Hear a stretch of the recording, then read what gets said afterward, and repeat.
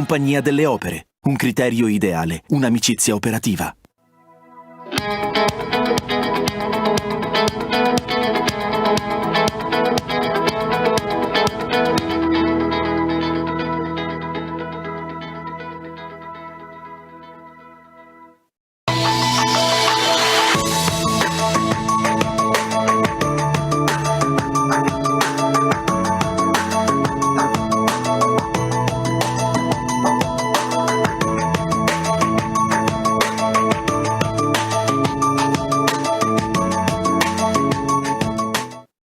Aspettavano così?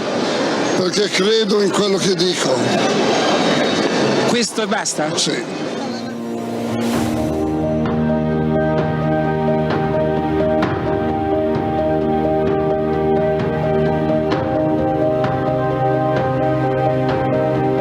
Don Giussani ha generato un popolo e io faccio parte di questo popolo. L'avvenimento in cui Dio entra nella nostra esistenza.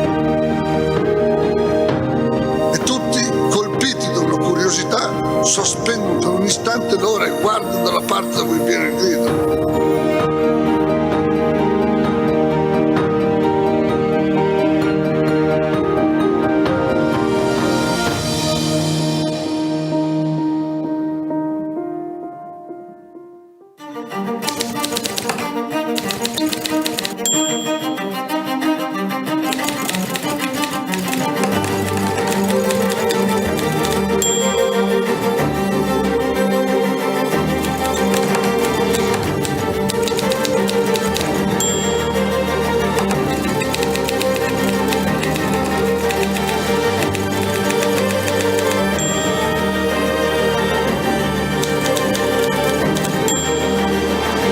Civiltà dell'amore, fratelli e sorelle, costruite senza stancarvi mai questa civiltà.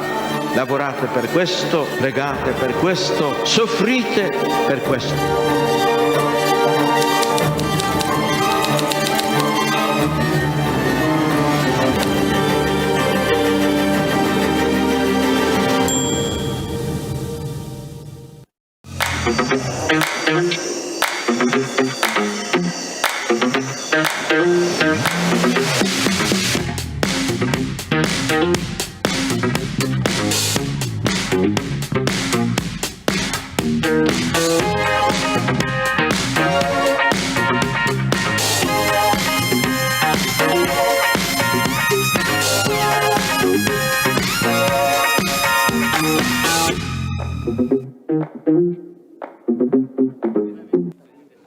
In questo momento no, però magari sulla.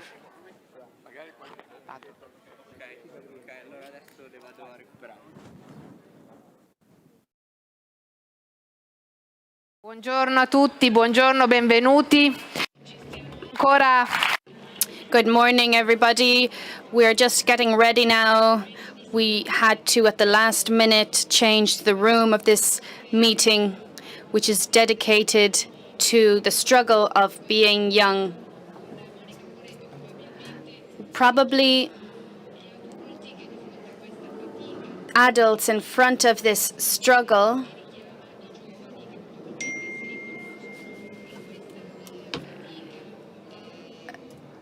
both adults and young people understand and can identify with this difficult moment. We'd like to talk about young people and to give a continuity to this focus, which we will now all live together. Before we start with our guests, they will introduce themselves one by one, and we welcome all of you who are following us remotely. I'd like to, in the meantime, welcome Stefano Bolognini, the Councillor for Metropolitan City Development. Thank you, Councillor.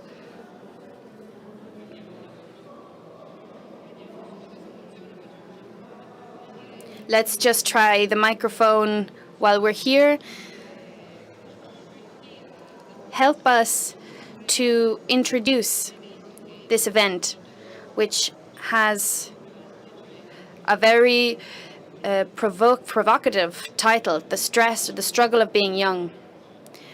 Well, nobody wants to reduce or not take account of the difficulties that a pandemic and the current economic climate has posed to all of us. But I like seeing within this challenging moment at a meeting like this, a room full of young people who want to be listened to and who want to be helped. And so the first thing I have to say, thank you to all the young people who were the first to come here and wait outside to come to this encounter. Young people are usually, and sometimes, yes, sometimes they are spoken negatively about, but their reality, which is constituted by many different types of experiences, love, sport, volunteering, and all of this is like, we hope that this be a stimulus for other young people and that it bring many good things. It's since this morning that I have been trying to bite my tongue. From this point of view, the meeting is an extraordinary experience for young people to express themselves, to live out relationships, live in experiences and sources of inspiration. Here, we have perhaps missed out on something. The conference that talks about the struggle of being young we did not allow space for any young person on this stage alongside us baby boomers. Of course, I'm not talking about her, she's much younger than me. I'll go straight to the conclusion. I would love for one of these four young people that I know one of these four people to come up and tell us what the challenge of being young is and create a dialogue amongst us. Thank you so much, Councillor Bolognini. Come up. Because there's no point for there to only be adults here. We have many questions and we will give them a chance to respond as well. What's your name? Giovanni. My name is Gabriele. What is the struggle, the challenge of being young? And you're you're smiling a lot, so you're hiding it quite well. Is this a topic that provokes you in any way, the title of this meeting? Have you got any questions regarding this meeting? Then I will ask the councillor to answer.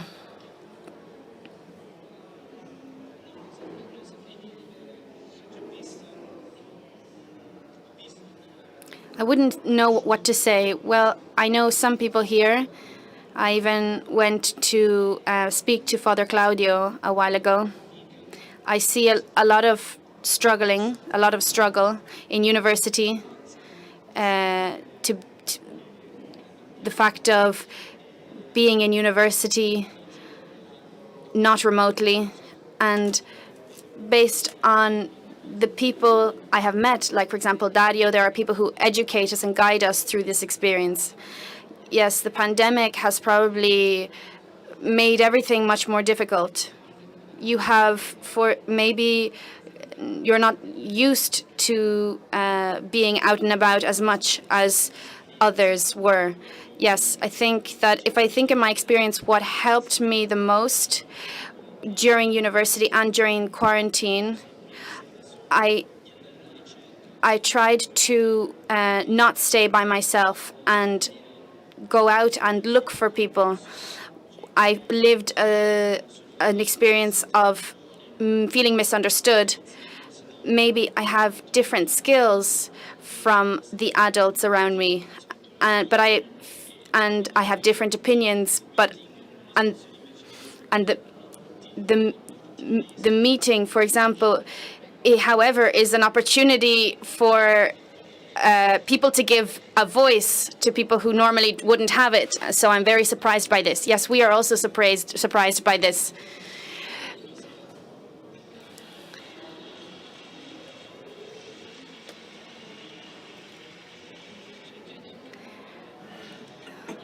So I am going to keep you here close by. And then we will give you a voice. We will tell you how we will give you a platform later on, and to have a dialogue with people that are working with young people. It was very nice to hear from you. And now we are going to welcome the other guests. Thank you. Leave the microphones there. So here on the stage, thank you, Councillor Bolognini, for this unprecedented encounter.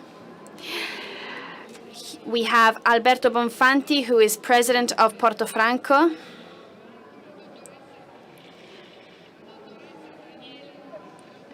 Dr. Daniela Lucangeli, professor of developmental and educational psychology at the University of Padua. Dario Odifreddi, president of Piazza dei Mestieri and president of the School Work Consortium. And Don Claudio Burgio, Father Claudio Burgio, who is the chaplain of the Beccaria juvenile prison in Milan.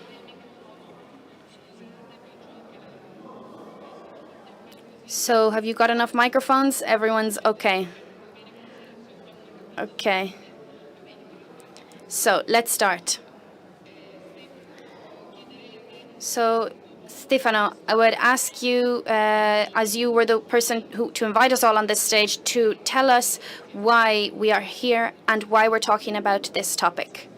Thank you. First of all, thank you all for being here. And the need to change the location for this meeting shows us how it's so important in the life of all of us that the struggle of being young is maybe not the most appealing thing to talk about.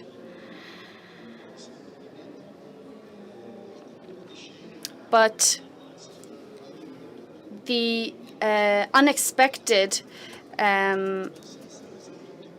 twist that Bolognini gave was very interesting.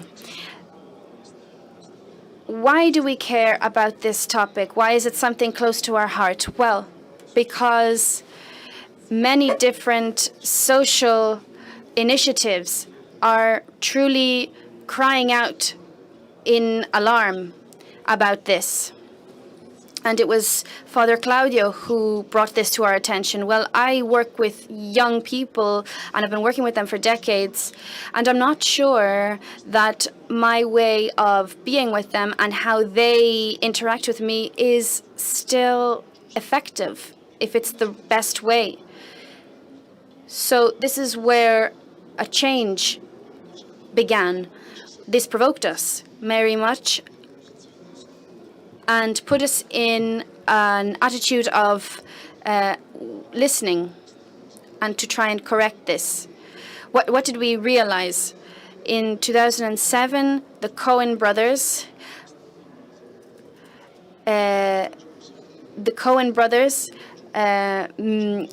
made a movie called No Country for Old Men. And now we could say that it has to do with what we're talking about today. Because this is not a country for young people. Young people are in a minority now in this country. And what is happening now is what Pope Francis called a change of epoch, a change of era. And this is very important because, as you know, the birth rate in Italy is one of the lowest in the world. And the world around us is also changing. The world is no longer like it used to be. And as the councillor, amongst others, reminded us, and others, we all try to make do with what we already know, to trudge along with what we already think we know. And as Daniela will tell us, this is not true. There has been a worsening of the conditions. And it has been exponential, this worsening of the conditions for young people. Very often, this change of era from a human point of view, from the point of view of the person, seems to also go hand in hand with an anthropological change. There is a widening distance in communication between young people and adults. But the point is that the mechanisms have changed in terms of communication. And this change also takes away from us many educational resources we once had. And I am convinced that we need to take on a new attitude, an attitude of questioning, of query. What we learned was that the answer to a question that has not been asked is completely useless. So we need to start from the questions. And this means to put ourselves in a position of listening, not prejudice, before we judge. And I'm not saying that judging isn't important. We need to first, however, listen, and then we can judge. And then look with sympathy and with passion towards young people, with liking and fondness. We want to give concrete responses. We don't just want to talk about this attitude of listening in an abstract sense, but I would like to also thank Elisabetta for her time, for being here with us today to talk with us about this topic. So let's start from an informed an informed listener, and Daniela, can you tell us more about what is happening with young people? Well, first of all, thank you for this opportunity.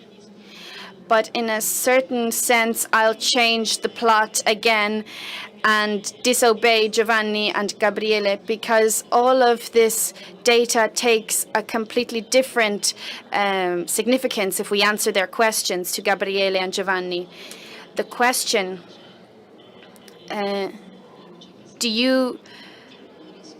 when you said, ask them, is there anything good in what we're writing? And have you seen anything good? And they said, since this evening. It is true that our present is completely governed by our past, and our memory brings us towards where we want to go. And our past is dominant, but the present is not only conditioned by the past, but also by the future. The future has just the same amount of weight in determining how our present will pan out.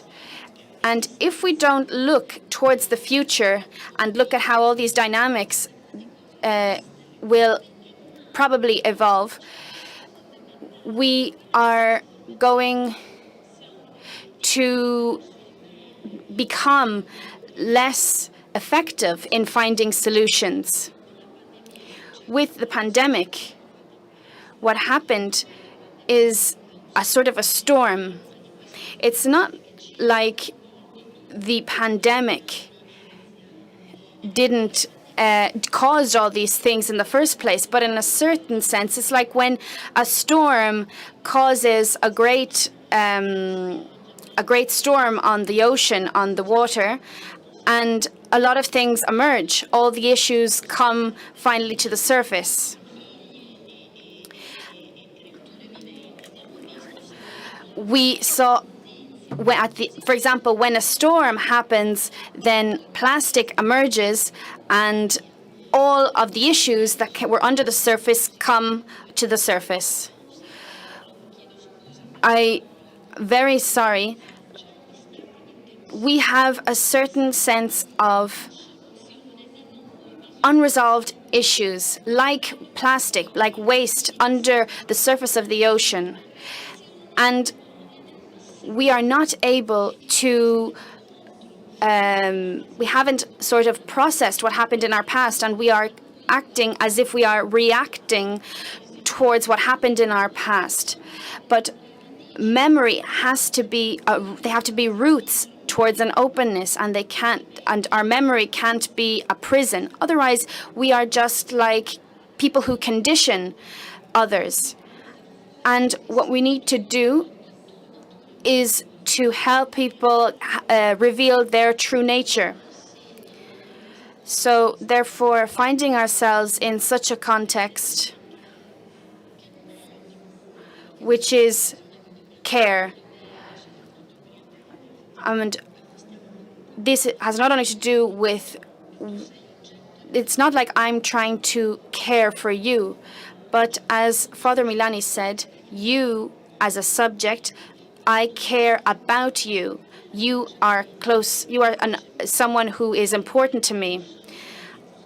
And I am sort of an educational instrument, not so that you carry the burden of my difficult past,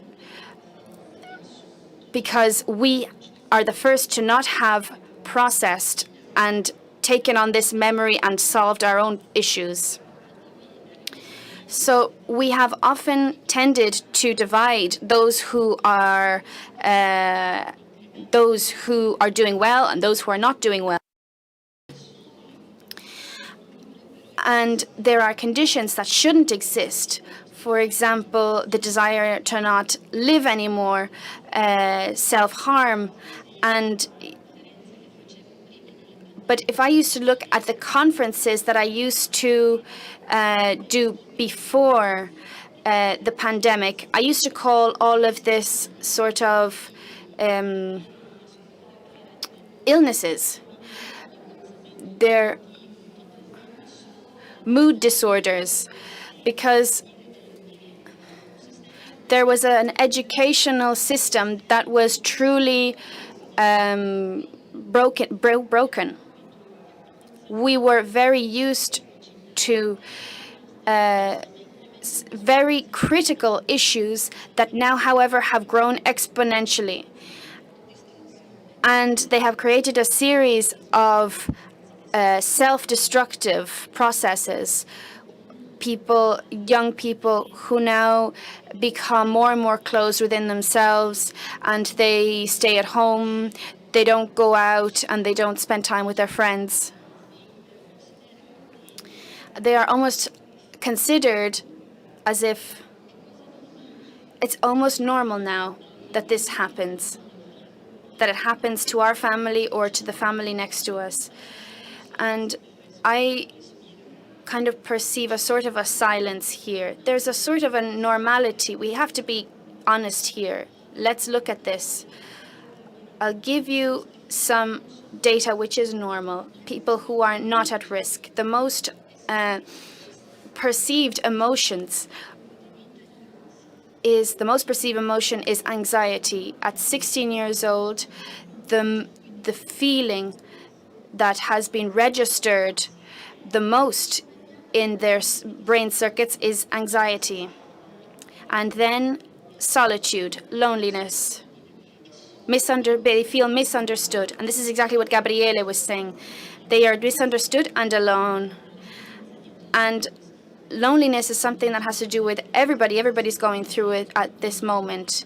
Then there are maybe some emotions that are more linked to anger, but they are sort of faster in the way that they are processed. Rage. And however, apathy, wanting nothing. When I think about this emotion, I truly might feel speechless. And I ask myself, what future do I want? Do I want a future in which my children and the children of my children be in a world where they oscillate between a condition of anxiety, loneliness within their relationships, despite the fact that they have everything around them and everybody is so interconnected and there are so many resources. But despite this, they are constantly, how could I say it, completely incapable of a vision of their greatest good through the people, the figures that they have around them as a help in their greatest transformation, of like role models. I want a different world. I want a world in which I take on my own responsibility.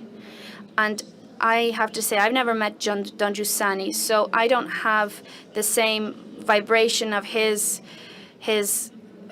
speech. I read what he wrote, but I feel that this world is much more going towards a limit, the limit. We need a desire for a future in which the world I'm in, that we have peace and there be goodness for everybody, that it may be shared amongst everybody, and that you are the person or the thing that I really care about the most.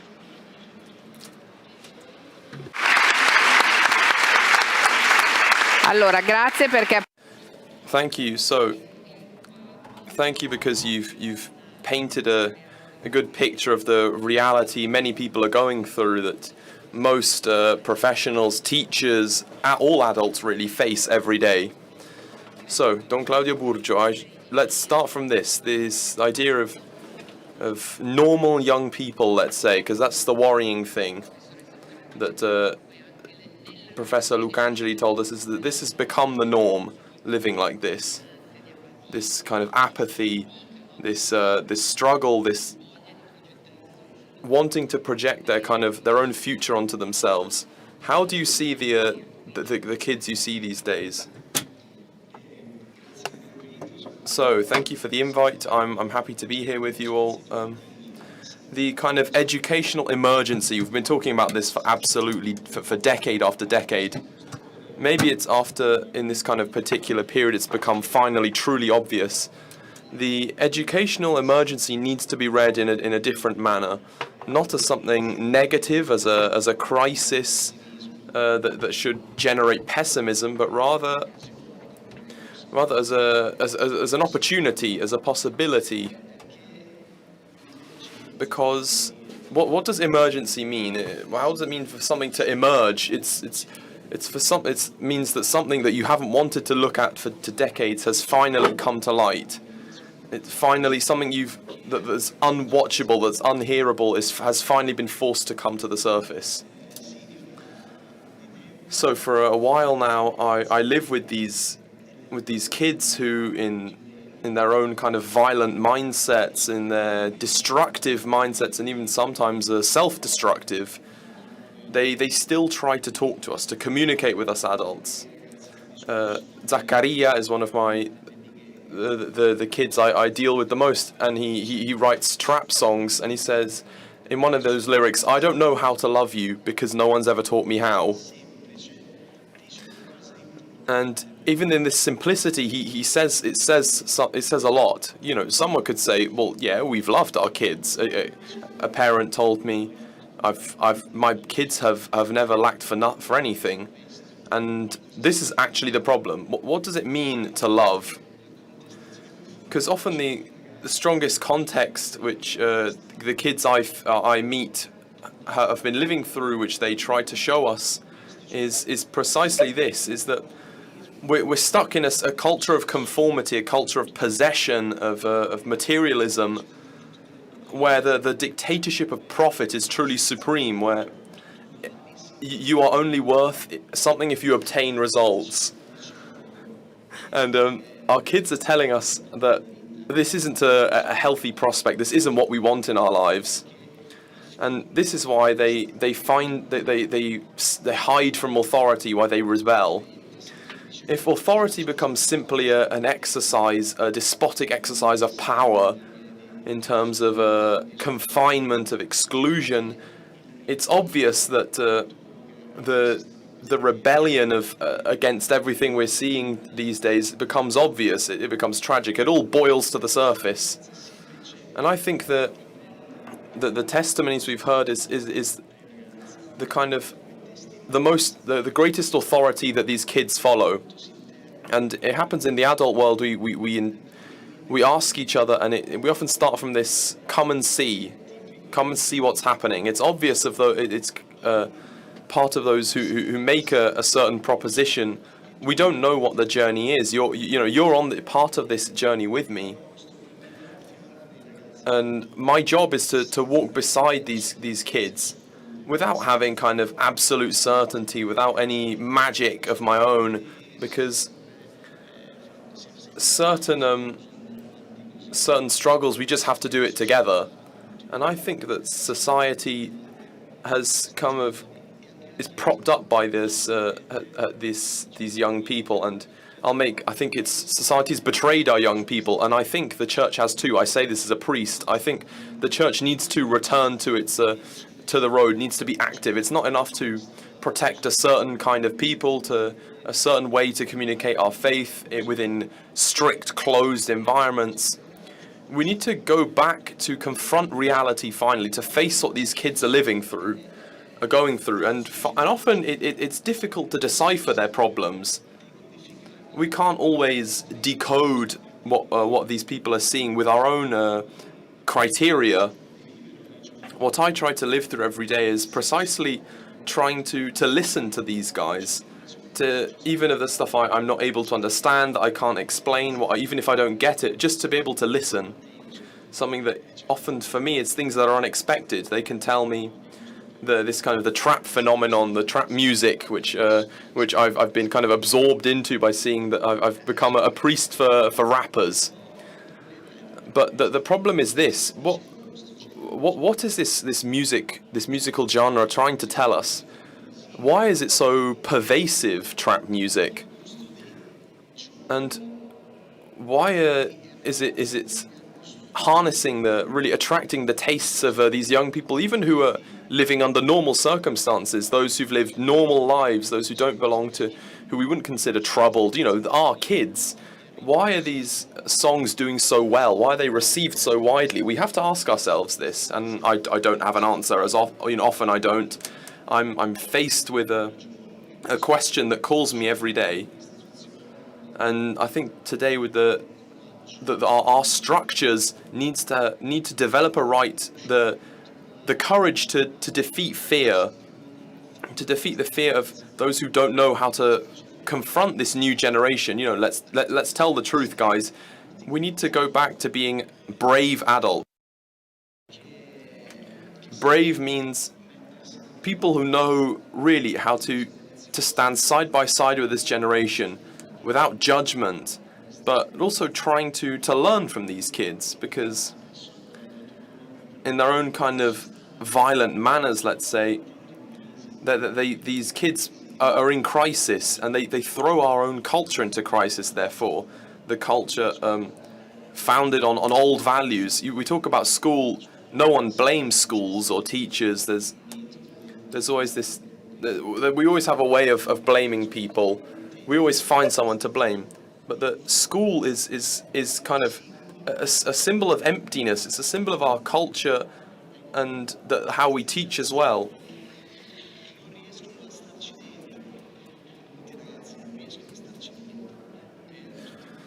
And kids can't stay in this structure we've locked them in, and they need change. They long for change. So I think we need to have the courage to face these new challenges. I tell this to the whole wider educational community. It's, Portofranco has helped me a lot in my time. But even schools, even technical schools, it's difficult to kind of insert one of the troubled kids I deal with, because there's a certain code that has to be followed, there's certain procedures that need to be followed, but there's no challenge, no drive for freedom. And the last thing I'll say is that we need to return to regaining our passion for man. The title of the meeting, the passion for man, the passion for what people can produce, it opens a dialogue. It puts us, as far as I'm concerned, in a condition of hope, in my opinion. The emergence of what we're seeing is a symptom of hope in its simplest form. Poi magari ne Thank you. We'll get back onto this later, probably. We talk about how these kids are putting us into crisis. I wonder whether it's the kids who throw us into crisis, or if us adults all are already in one, and if that just makes it harder for the young people to express themselves and to feel heard. So Dario Odifreddi, president of Piazza dei Mestieri, a teacher. From the work you do, what you live every day with the young people that you work with, you see their struggle, their kind of immobility, as if they were stuck by frozen with fear, and the fears of wanting to feel accepted, wanting to feel welcomed. I'll start from the last thing you said, which is very interesting. The topic isn't that it's us adults who've lost hope, that are now crippled by fear. This is something important. I always end the discussions us boomers have where we talk about young people in an abstract sentence. I've got in mind a lot of people who talk about this, and people who talk about we talk about youth unemployment in such an abstract way, but. Okay, I say, come on, guys, stop. Let's stop just repeating the same things, us adults, over and over again. You will live worse than how your parents live. Who cares? Just you guys need to pull yourself up by your bootstraps. You won't have a pension. You will live precarious lives. There's a lack of hope. Instead of facing up to our responsibilities and trying to build things together with our young people, we get stuck. As a young 16-year-old, we were meeting a few politicians, and one of them brought his son along, who's 16, and we were talking about very boring things, and this guy his son didn't really know where to look, and we asked him, and we said, what are you doing? He said, I'm in school. And we asked him, what do you think about your future? And he said, look, I'm really scared, because I think about how precarious everything is. I said, guys, come on. I told him, I asked him in slightly less polite ways. I was like, come on, surely at 16 you should be thinking about your girlfriend, about beautiful women you like, about football, about the sport you like. And he said, no, I'm worried about how precarious the future is. And it's impressive, actually.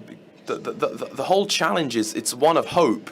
And look, I'm 60 years old, but I've got my level of hope is just as powerful now. My level of passion is the same as what it was when I was 14.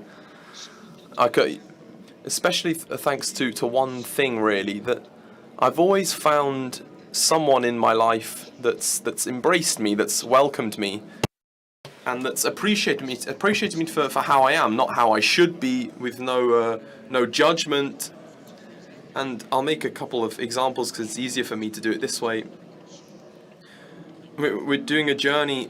We have a kind of a bullying program. On newspapers you see teachers don't want to go back into school because of bullies, so they want a policeman in the classroom. And so we launched an anti-bullying campaign. And so we're talking about bullies. Not the not high school bullies, but serious stuff where kids often end up getting really hurt or even killed sometimes. And so on the first day, the teacher says, he calls these bullies and he says, I'll write you up for something. And this kid looked at the teacher and said, and what? So what? And so one of these bullies at one point stopped and said, you know what, here, no one says anything good about us. And there, the teacher kind of had the light bulb switched on in their mind. They thought, and so tomorrow, they thought on the register, let's write down something good that everything's done. And you guys need to help me. Everyone will write one good thing they've done. And the next day, it was as if they were choir boys. They were perfect. And so we were talking about this earlier. We need to stop and open our eyes and look at the people who we have in front of us. I'll give you another boomer example. When we got the new, I'll talk about 10 years ago, when we finally got the new interactive whiteboards, all the classes are now filled with interactive whiteboards, and teachers didn't know how to use them. So one class, anytime the teacher tried to teach, they'd ask him impossible questions, they'd break things, and a friend of mine at Piazza Mestieri, who unfortunately couldn't be here with us, he said, well, what are we going to do? So I'll go to a shop, and I'll buy something. I'll buy a cup, and I'll bring it to the kids, and I'll say, look, you guys, you've won. You guys have already won. That's it. But why don't you help the teachers learn how to use the whiteboards, and so teaching becomes better for everyone. They knew how to use them, but we didn't. I could give you 1,000 examples like this. It always starts from a weakness, and we face it by embracing it and calling up a level of responsibility. We always talk about how we only started to win once one of our kids said with that nice phrase of that old L'Oreal slogan, "I have value." The most important thing, the most striking thing for me is the kind of the level of fragility that we see it with. But the most important thing is not that we teach him how to be an IT technician, how to do all of that, or technical stuff. The most important thing is that they feel that they have a value. They need to be able to say, I have worth. And from there, everything starts from scratch. It's a new beginning. And it's like a short poem I always bring to mind. It's True Because I Love is the title. And ever since I've started winning, there's no more sadness in my future. It's just that there's a bitter memory, but it's a past time. I've moved on. It's a forgotten time. Because someone embraced by good can defeat solitude, can defeat loneliness. And this is what we're called to do, and this is what we need to change.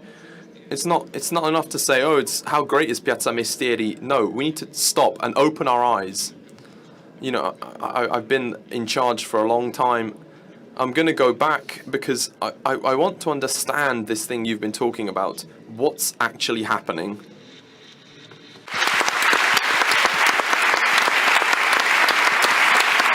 Grazie. Thank you. And Alberto Bonfanti, president of Portofranco, a great work which for young people, which is both for and by young people. So from the position you're in, what have you seen? Have you seen this level of fragility? Did things get worse with the pandemic? Did you see a struggle for adults to give answers? And that young people, do you think they've not been seeing kind of the gaze we've been talking about?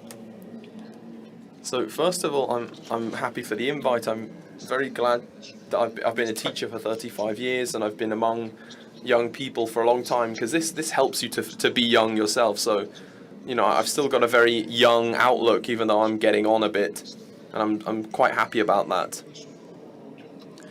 I agree with everything we've been hearing until now, that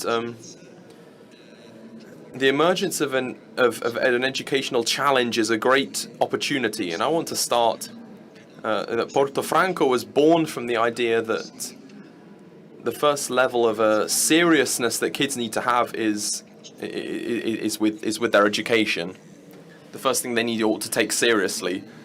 And Portofranco is based in Milan, and it was born from a passion of teachers for their pupils, and who they wanted to help them to help them kind of get over their first struggle, because all the worries start from there, in the family, fear of not being able to get through school properly.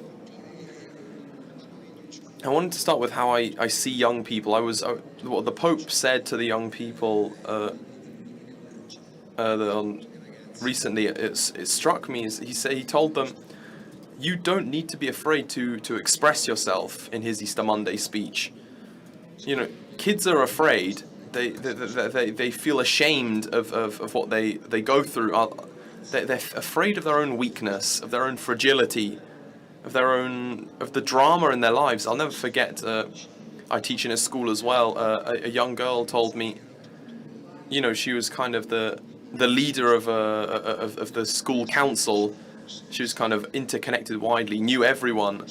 Her mum died, and yet no one knew. She was the most popular girl in the school, except maybe one friend. No one knew, and that day there was two. This happened twice in a day. And I said, well, come on, you guys are friends. Do you not tell yourselves this? And they were like, no, we don't want to be. We don't want sympathy. We don't want to be seen like this. And I said, what does it mean for this? I don't want to be defined by my own weakness, and especially as the Pope said, we need to say something to these people to help them get over their fear. We need to be there for them. You know, we need to be a good figure to help them, to welcome these people, to embrace them, because we're not afraid of their fears. I think that the decisive question, we've already said it, and I'll say with a kind of an expression that struck me of our good friend Don Gino Rigoldi, who came to Portofranco once and said, guys,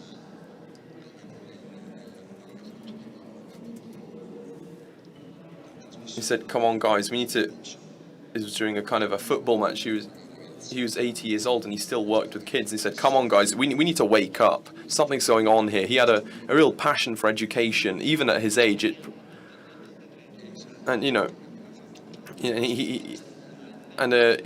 just turned 80 and he still works with kids and he's still deeply involved in education. It's clear he has a true, deep passion, you know, because of the grace of Christ he's encountered. And I've seen many generations of young people. I've seen violence, sex, ideology. But today's kids need fathers. They need father figures. They need paternal symbols, people who live a positive experience of reality, people who can reinforce this positive experience and who disseminate it, who can go alongside, accompany these kids in this difficult point in their lives, in the adventure that is life. And by accompanying these kids, they grow. In this amazing, quite brief talk the Pope did, he said, you young kids have something more than the adults, something the adults often lose. You have a sense of truth. You have a flair of reality. They're able to detect, to measure in a positive sense the adults they have in front of them. They know if you're there, if you're an adult, if you're there because you're trying to indoctrinate them, because you have even if you have a good plan, kids are allergic to someone who wants to tell them what to do or how to live. Or if you're with them because you love them, they're able to detect this. They're able to detect this difference. If you're there because you truly love them, if you want the best for them, if you're part of this kind of wider embrace. And I was earlier talking about, I had the honor of knowing Don Giussani personally. And why was I struck by him? And because when I spoke to him, it felt like I was his whole world. He became alive every time he spoke to me. Even if he was tired, he'd reawaken. And this is why the crisis for kids is also the crisis for adults. They know if they're in front of someone who has a positive experience, who's with you because they love you, who's here to communicate that to you, to draw out the good in you that they know is already there. Our slogan is a phrase from Plutarch, that young people are a flame to light, they're not something to be filled, but to be energized. The Pope said, "You guys have the ability to detect truth. Go into life. Follow what amazes you. Follow your passions. Don't be afraid. Develop full relationships. To find your own stability." And often the kids struggle because they see that even their own families don't last. Like Cardinal Zuppi told us on the 21st of June, that Portofranco can be a kind of place, but we need adults to be a stable, patient, energizing place for young people that can help draw out the good in all of them.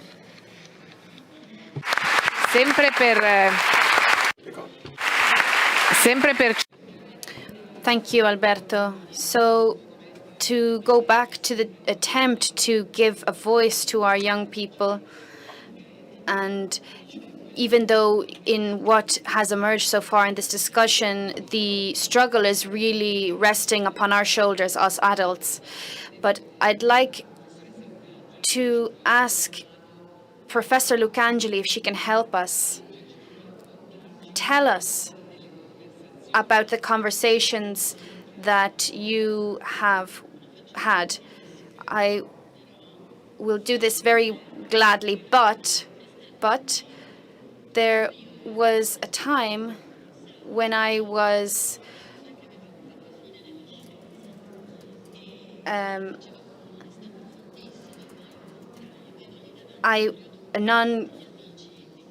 I saw all these friends, all from Padua,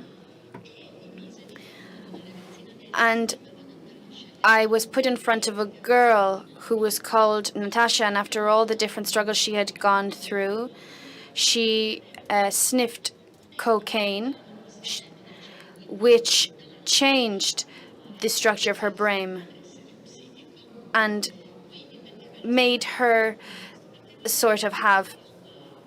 Why am I talking about this? Because we talked about embrace and we talked about gaze. And, well, I studied a lot, but I'd like to give you do a very quick experiment, 30 seconds. Look at each other for at least 30 seconds in your eyes, all of you. We can't do it. There's 3 of us. Well, of course we have to do it. What do you think? We're not any different.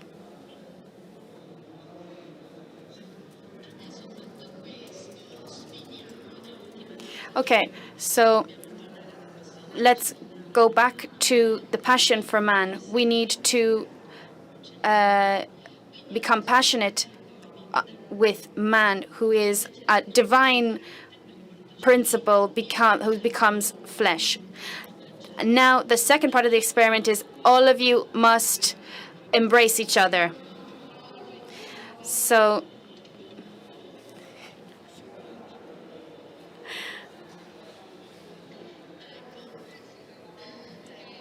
there we go. Okay, that's it. Stop hugging each other. You can detach.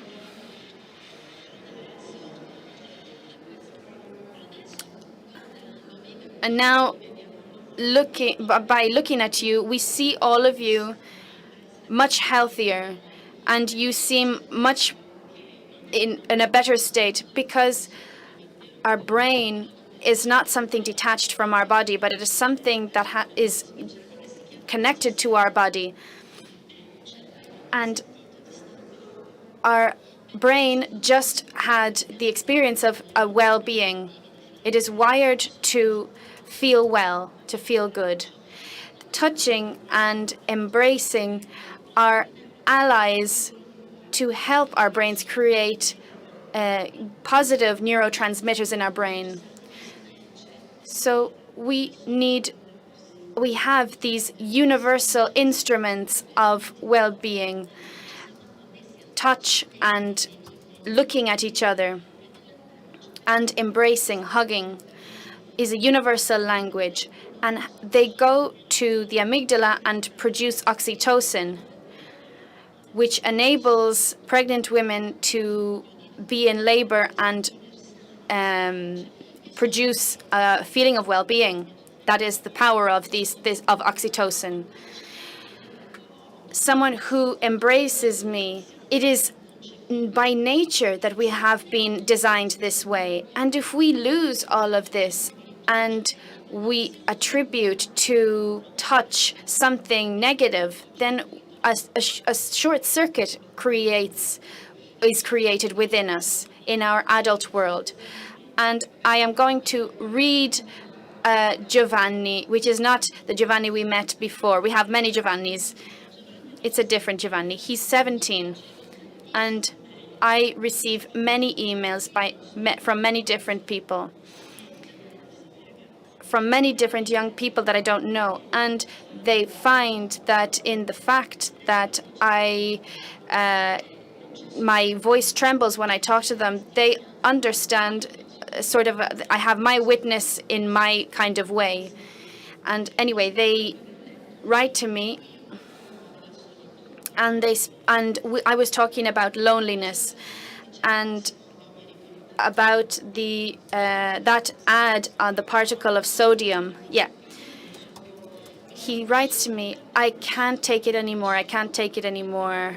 I just feel like I'm that particle of sodium that is dispersed in the water. Is there anybody out there? Is there anybody?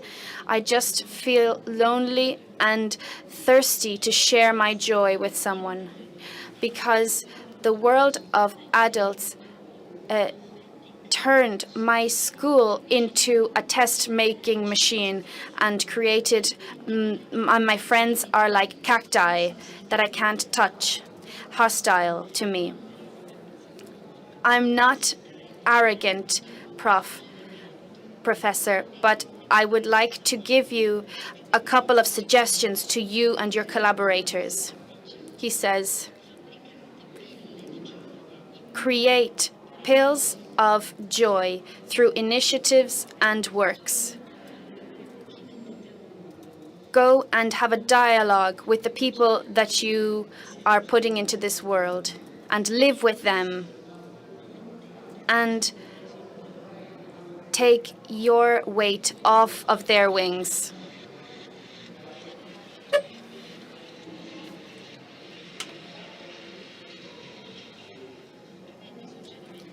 Have you got any other better suggestions? I was truly left speechless, because to create these pills of joy, because what joy does to an incarnated brain activates a passion. The problem is we're not generating joy. The fact that we're not generating joy, let's take on this responsibility to have a dialogue with our children, is not to just ask them, so what grade did you get? Who did you spend time with today? It's not to ask questions and expect answers. The point is what Giovanni is saying, to have a dialogue. It's between me and you. We need a gaze, because the brain regulates the nervous system through a human gaze, and that's how it's always been, through proximity. Just in my language, this is, you are important to me. I care about you. You're important for my life. The fact that we hear this and that we can listen to these words makes the other's brain perceive it and has an effect on them. And For millions of years, this has been the task for every single human being. Find that journey. It's not a question, a superficial question. I'm not trying to reason in abstract sense, but I'm looking at the way that we're designed, which is fantastic and a beautiful way that we have been designed. We are body and spirit. And also the omissions. When I talked about memory, we make our young people burdened with we make their journey heavy, because with skills, with our incompetency and our infantilism, our childlikeness, we have fallen into this mistake, and this fundamental error in which correcting is like judging somebody, but correction should be helping someone. The most perverse and horrible mental short circuit that we have been suffering under. I would have to explain what are mirror neurotransmitters, but I'm just explaining the surface of it. There is a servile science that helps us at this moment to understand how all of us have the responsibility to close this circuit, this paralysis mechanism, and say that freedom is not just a word, but a need for the future to be called into this present. Stiamo con tutte queste belle. With all these beautiful suggestions, which are making me think about all the mistakes I've made with my own children, but once we understand, of course, then this is a chance for us to make less mistakes in the future. Father Claudio, this topic of judgment, how does this, what effect does this have, and how does it play out in your work? And so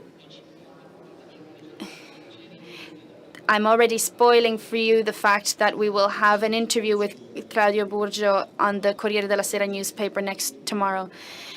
There are two eras.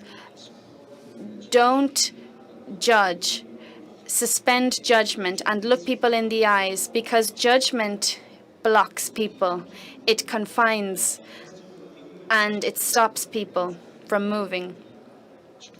So what really emerges in my community is that the young people feel that they have disappointed the people around them. They don't feel like they are up to the expectations of the adults around them. And we could say that that's where the origin of their depression lies. That we need to respond to the need. They haven't been able to live up to the expectations of the people who put them in this world. And we have to educate them to a spirit of critical thinking, to a curiosity, to be able to look at reality without prejudging it. The only thing that I am worried about, that I fear for in the world of education, is that new fundamentalisms might arise. Because a couple of years ago, we spoke about Islamic fundamentalism. We spoke about many different issues that are still current today, even if they're interpreted in various ways in the media. I also fear for a sort of a Western or Catholic fundamentalism, a fundamentalism that doesn't want to look and interact with reality, but that is founded on certainties that are fossilized and unshakable. I have a friend, I have a young boy in this community, and he participated at an event for football fans, and it was incredible how there was so much closure there, a closed mentality. The other is like seen like a threat and a sort of a block or an obstruction, a hindrance to my happiness, to my freedom.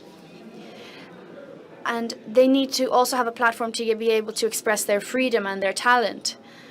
And this is what I was talking about when we spoke about the trap music. All of us started to stigmatize and judge this musical genre. And I don't think it is at all surprising that that boy who wrote the trap music from the community called his album Delinquents. So we don't see, perhaps not everything that these young children do, young people do is positive, but what we need is for what positive comes out of what they create needs to emerge.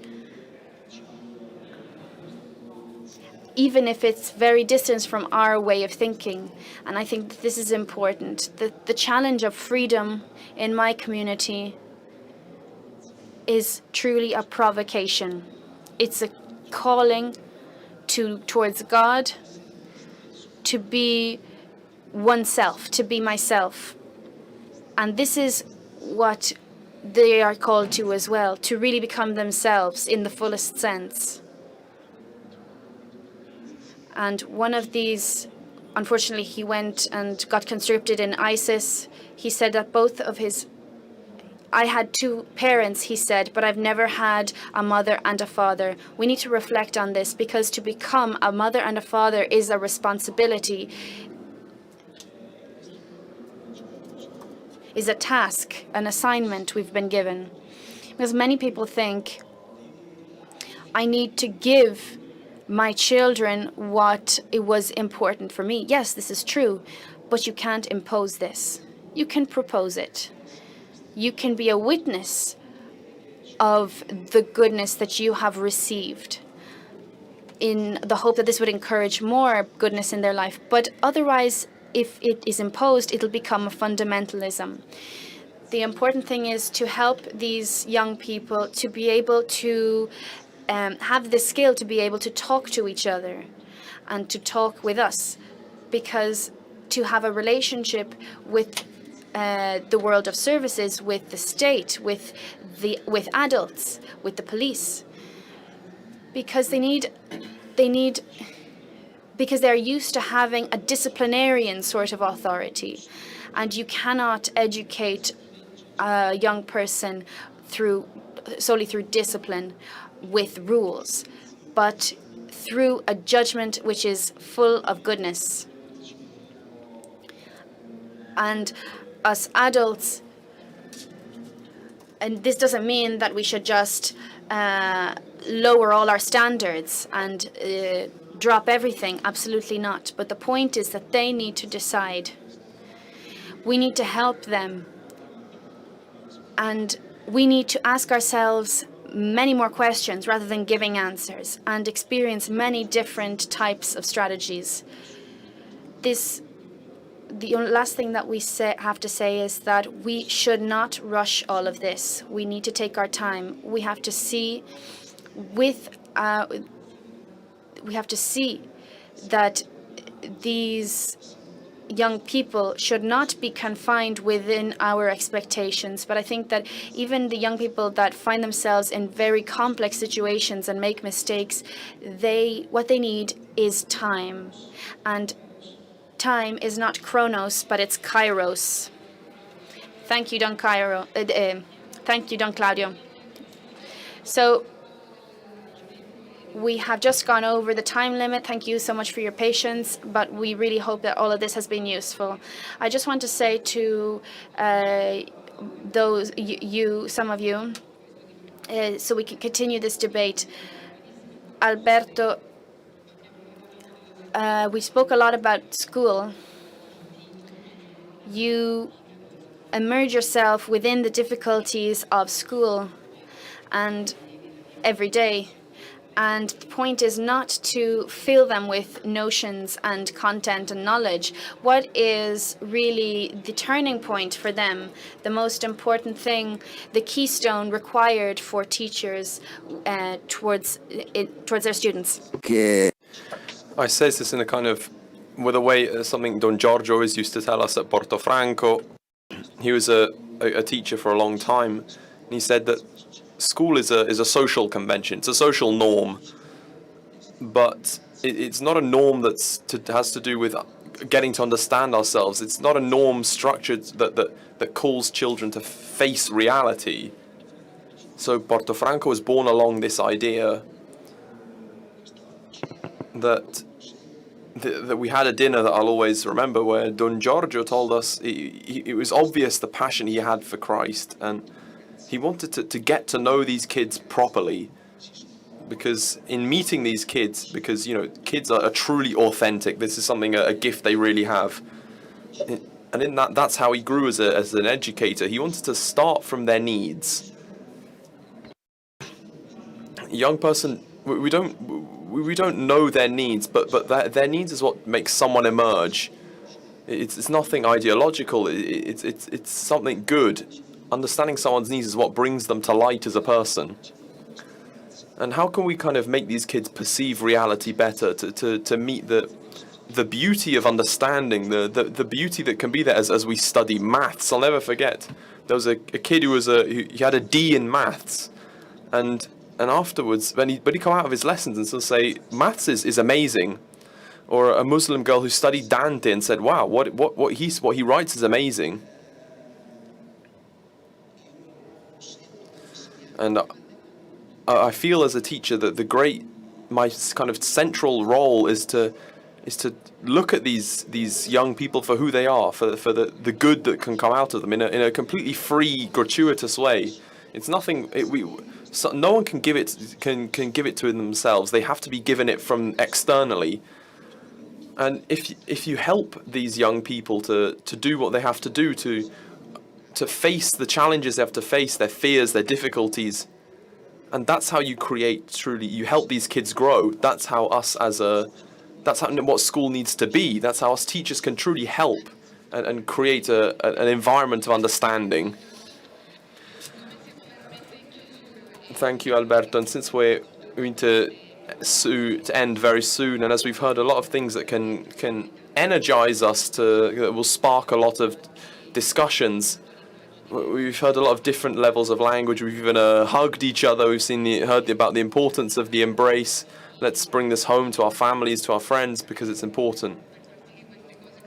Because to make this continue, we have to help the meeting wherever we can, even through donations. You know that inside this expo center, there's some stands you can see marked out by a red heart, and that's where you can place your donations.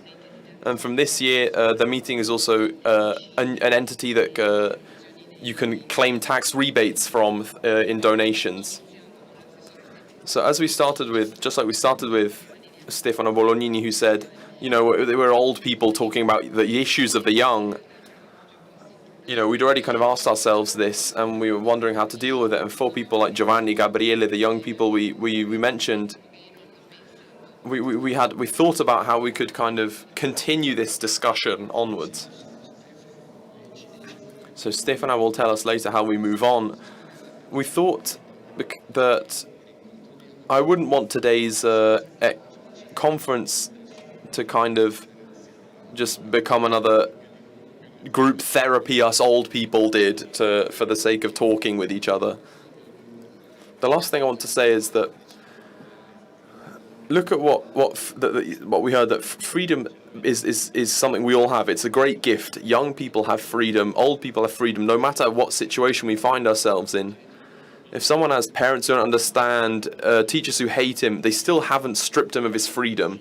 The thing is, get out. Don't try and hide. Piazza Mestieri is dedicated to someone called Marco Andreoni, a friend of ours, who at 24 died in in a mountain incident and in an accident, and faced by that, us, his friends, he was a dear friend of ours, we had two choices. Obviously we were angry with God, with everyone, but we had two choices. Or reality is something evil, or life, or it has sense to live life, it has sense to build on it. And this is when we were faced with a true evil. It's not an evil that's incomprehensible, that it's impossible to understand. And Stefano will tell us how to move on, but to say, I'll kind of put it briefly, that young people, we need to stop annoying them. We need to get to the grips of the problem. No more alibis. Let's get cracking.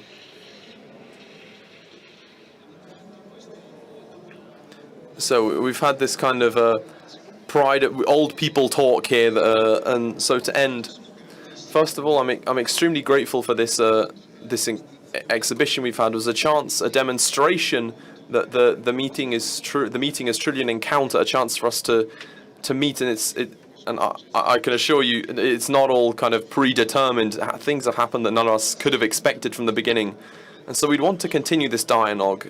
I was at dinner a few days ago, and Dario told us of his kind of desire to keep this going. You know, he's older than me, but it doesn't look it.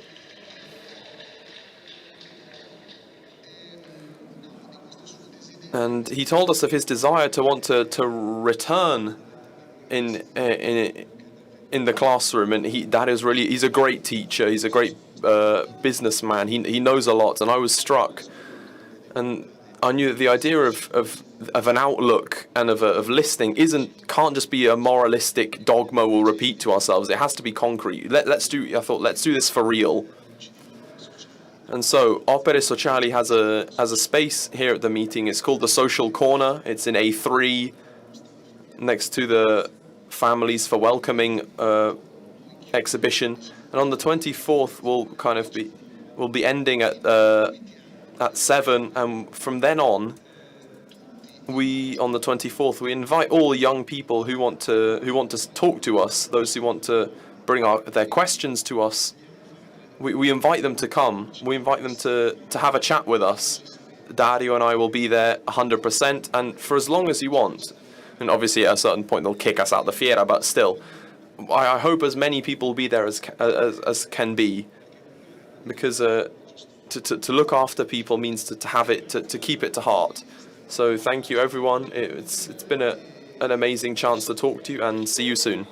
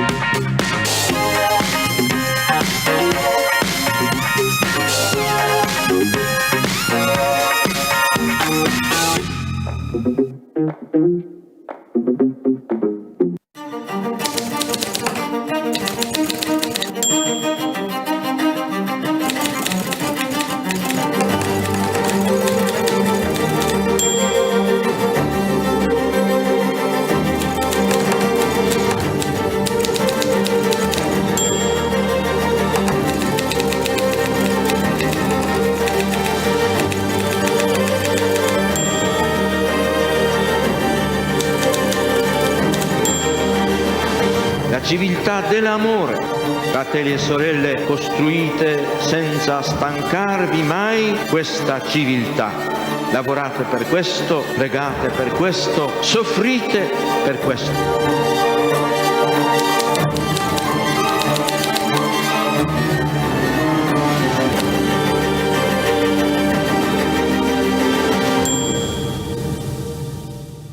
Sosteniamo le donne e gli uomini impegnati nello sviluppo delle imprese e delle attività professionali per affrontare le sfide imprenditoriali, sociali e culturali del nostro tempo, contribuendo al bene comune. Compagnia delle Opere, un criterio ideale, un'amicizia operativa.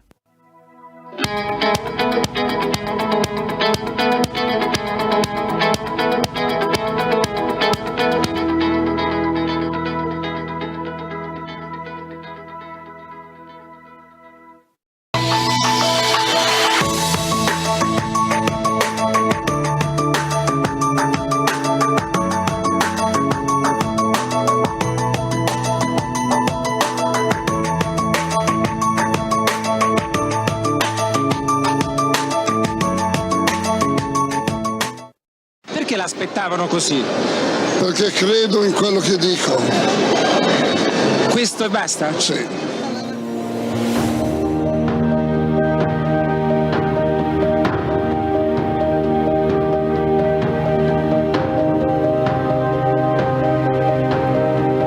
Don Giussani ha generato un popolo e io faccio parte di questo popolo. L'avvenimento in cui Dio entra nella nostra esistenza e tutti, colpiti da una curiosità, sospendono per un istante l'ora e guardano dalla parte da cui viene il grido.